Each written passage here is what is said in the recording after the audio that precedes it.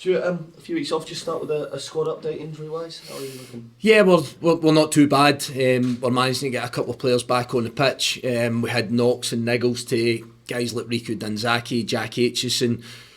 Joe Effer's been the one that's been that kind of longer term, so a number of these guys are getting back on the park and doing partial sessions. They're all at kind of different stages, to be honest with you. But the positive thing is that we've got them back involved in football sessions. It's not rehab sessions, so we'll see how that works out. I can't give you a kind of guarantee as to who's fit and available for the weekend, but we're certainly moving in the right direction with a few of these guys that missed out recently. How else have you used the last 2 weeks? Sorry? How else have you used the last 2 weeks? No game? Yeah, everything else has been fine. I think we've kind of utilised it as a working week last week. I think we kind of stressed that we really felt that it wasn't a time for a holiday and it wasn't a time to kind of take a back seat. I think you'll probably see that, picked up one or two things. We managed to get a really good competitive game against St Pat's.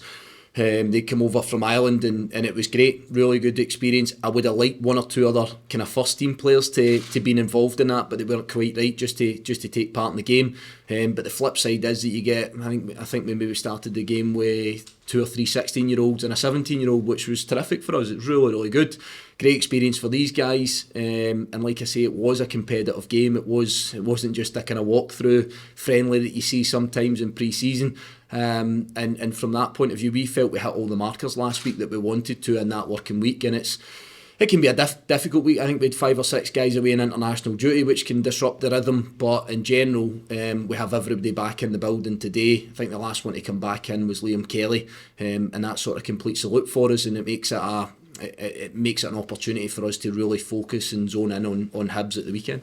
Liam coming back from Scotland duty, obviously didn't play, but does when a player comes back from that having a great time where Scotland massive results, does that give a boost to everyone in the change room? Do you know what? I hope so, because I know the boost that I felt I got off the back of Tuesday night, and I think every single one of us sitting in this room were purring and had a big smile on our face. I thought that I'm certain I've not seen Liam so far this morning, but I know the type of character he is, and yeah, of course he would wanted to have played, but I think to be a part of the squad and be in the mix for what was a really good few days, a really good week or so for Scotland must bring real confidence to him. And you always hope that these wee bits drip feed into your group as well. And as I say, from my own point of view, I just thought it was a real shot in the arm for the game in this country. I really do, in terms of how Steve set up the team, how they played. I thought it had a real identity. I keep saying this, we keep talking about, I don't know, do you go and try and outpass Spain, or do you go and try and play out for the back against Spain, etc.? I just thought it was a brilliant example of what we should be as a nation and what we should think about, and how we think, how do you maximise your strengths? So again, if I generalise this and you look at us here at Motherwell and you look at other clubs across the country, etc., I just thought it was a brilliant example of how to set up a team and execute a game plan against a top side. You look at the stats and the figures that they've got in qualification, it was just a brilliant night for the game in this country. Do you think that a massive result like that for Scotland, where everyone's on the same side, can it drip down to clubs? Can it give clubs a boost? And as you're talking about the getting a result against Spain, when it's clubs like yourself, can it give you a boost? Not a blueprint, but that can be done against big teams, whether it's the Old Firm or if you end up playing European games. Can it give you a boost as well? Absolutely, yeah, I do, and I've thought long and hard about this since watching the game on Tuesday, and as I say, it kind of aligns with a lot of the stuff that I look at in terms of how do you approach the game, how do you look at a shape of a team, you look at the energy levels, the buy-in from players. I could go through every facet of the game. So yeah, I think it really does. Steve's also a guy that I respect hugely, but as you rightly say, if that then comes into smaller teams, for example, playing against bigger teams, that kind of general idea how to set up and do it, I thought was a fantastic blueprint of that. Just looking domestically now, this is now a really important run, isn't it, to the split? Just how crucial are these next couple of games? Yeah, it's massive, but it was massive. It has been massive for the last sort of 5 games or so. So I don't think we put any more emphasis on it. I think it's just trying to give that best version of yourself and make sure that we are as good as we can possibly be, and that we're set up in the correct fashion to play in each and every one of the games. think we go in and play against a good Hibs side. We know that they're off the back of a couple of defeats, having played against Rangers and Celtic, which is incredibly difficult. We know that ourselves. But I think when you look a little bit further afield, you get a pretty fair reflection of they're a good side and they're going to be fighting at that top end of the table for that. In and amongst that top 6 area of the league. So again, I think from our point of view, we need to brace ourselves for that. We need to understand what they're good at, what the options are that they have. We've done that, we've spent a lot of time on that. But again, most importantly, it's not thinking that this one's any bigger than the ones that have came before. And we really have to be as good as we have been at a number of aspects. But what I've had over this last wee piece is a little bit more time to work with the players again. So keep talking about this evolution. That can be over years, but it can be over days and weeks as well. So for me to try and add some layers on, we've had a bit of time to do that, and hopefully that comes to fruition on Saturday. Just to go back what you were saying about Tuesday, I think when you won your first press conference here, I don't know if it was after your first game, but you mentioned, we have to remember we're in Scotland and the football is a particular kind of style. Is that something you've kind of developed more as you've kind of gone along in coaching, that you have to realise where you're playing and play to people's strengths maybe? Absolutely, yeah. I'll say this, that I think that you can work on things over time and you can improve on aspects, whether that's passing out for the back, whether that's your patterns of play, how you play in the final third. You can spend time working on those aspects to try and, as I keep saying, add layers on and become better at it through time. But I don't think you ever just click your fingers and look at how Spain play and say, right, we're going to do that against that team and we're going to be better at it than them. And as I say, that's where I reference back and look back to Scotland. I thought when Scotland were in possession, they were good. So it's not to just say that it was this robust industrial type of football, but I thought it had a real good Scottish identity to it, with the passion, the energy, the desire to get a result, along with a number of aspects that us within coaching and management will look at within the game. But yeah, I think you can get better of certain aspects, whether you want to pass out for your goalkeeper and play out for the back. But I think everything that you do has to be relevant to the players that you have at your disposal. And I don't think that that's to demean them in any way, shape or form. I actually look at it the other way. You want to try and maximise their strengths and what they are best at. And I think that's your job as a coach and a manager to find that.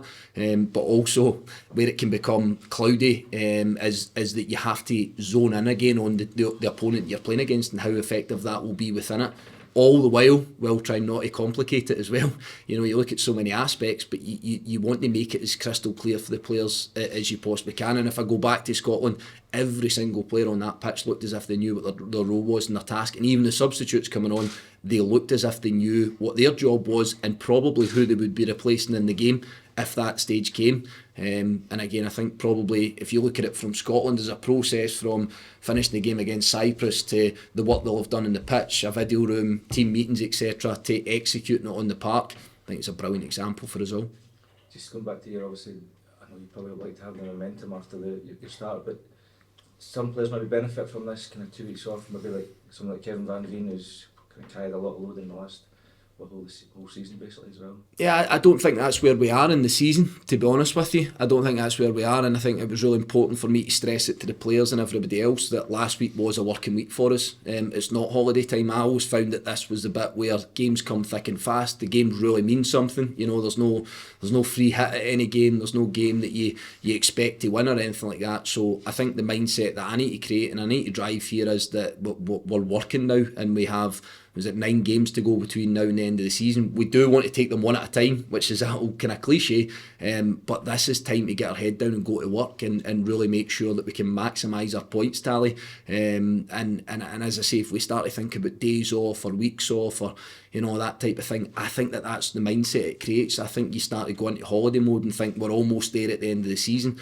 I always used to love this part of the season because it really does mean something, whether it's at the bottom end of the table, whether it's fighting for cup competitions, whether it's fighting at the top end of the league.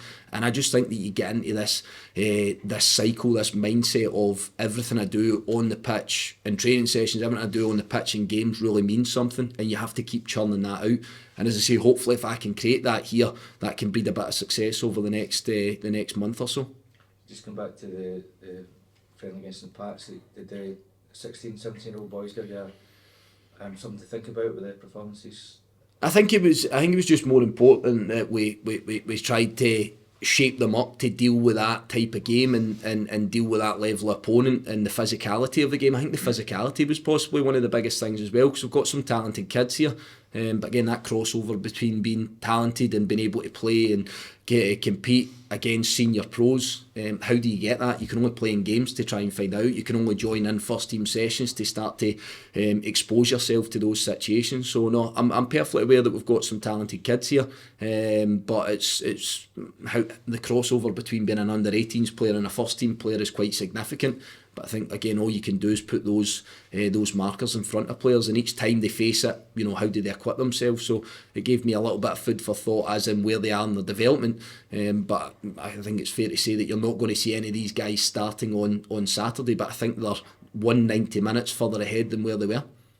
Stuart, looking at the last time Motherwell were at Easter Road, I know you weren't manager, but you played well enough, but lost the game 1-0. Do you feel there's a kind of a determination in the squad to put that right? Sorry, can you say it again? Apologies. The last time Motherwell were at Easter Road, you played well enough, but you lost the game 1-0. Do you feel there's a determination within the squad to put that right?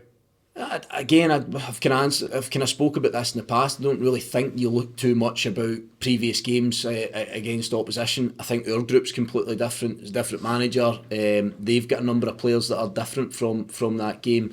I know there was a bit of frustration. I was here. I was at the football club at that time, and there was a bit of frustration within that game.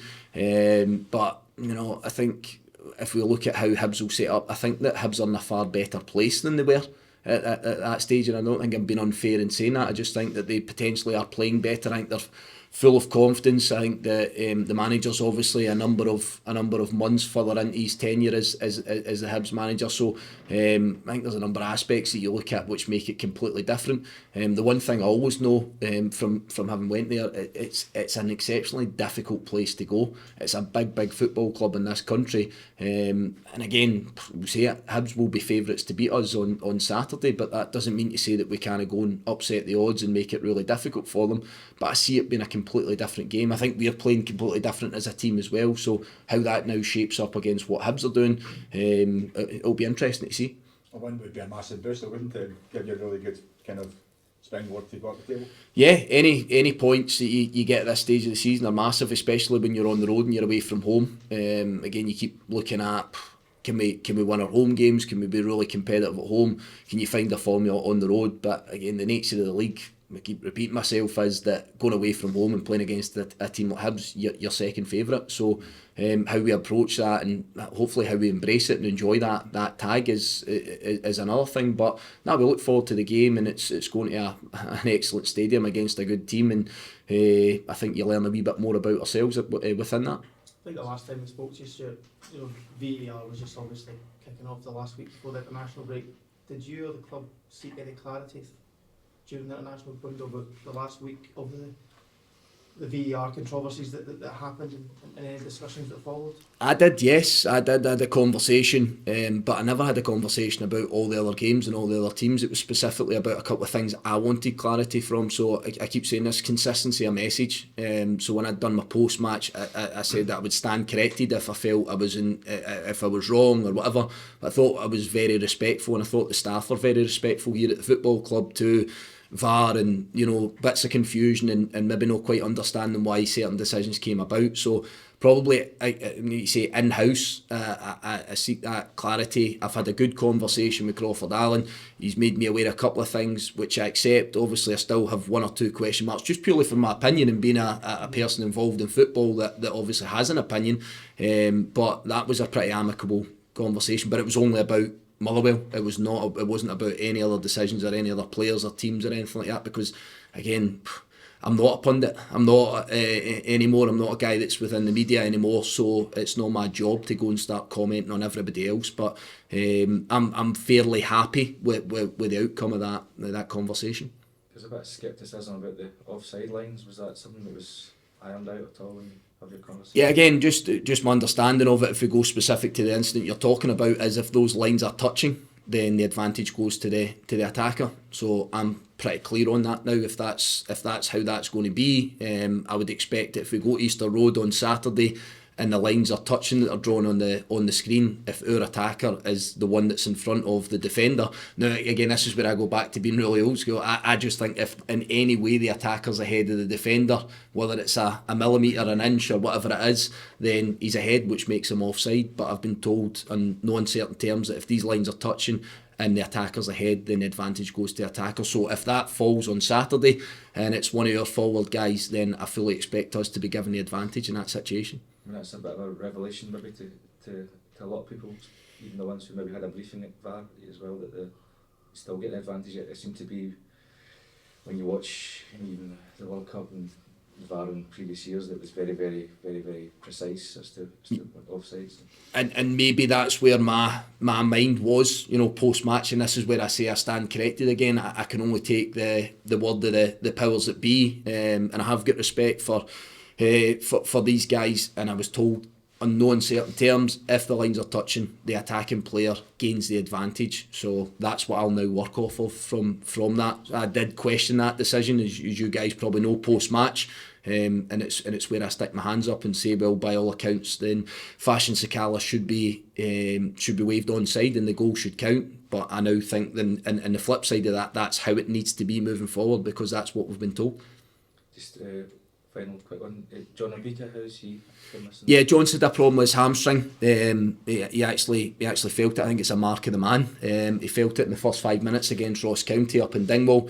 So there's been a little bit of a hamstring tear, which we had scanned, and the guys are working with John just now. Ultra positive guy, John Obika. I don't know if you've come across him. Absolutely brilliant to have about the place. But no, he's fully focused and getting back in the pitch, and we hope to get him back running at least on Monday, but he'll remain out for us this weekend. You've got Mander on as well to rely on. Yeah, we're trying to get Mika back up to speed because he missed a chunk of game time and a chunk of training, so it's just been a case of trying to get him up to full match fitness and see if he can be another option for us at the top end of the park.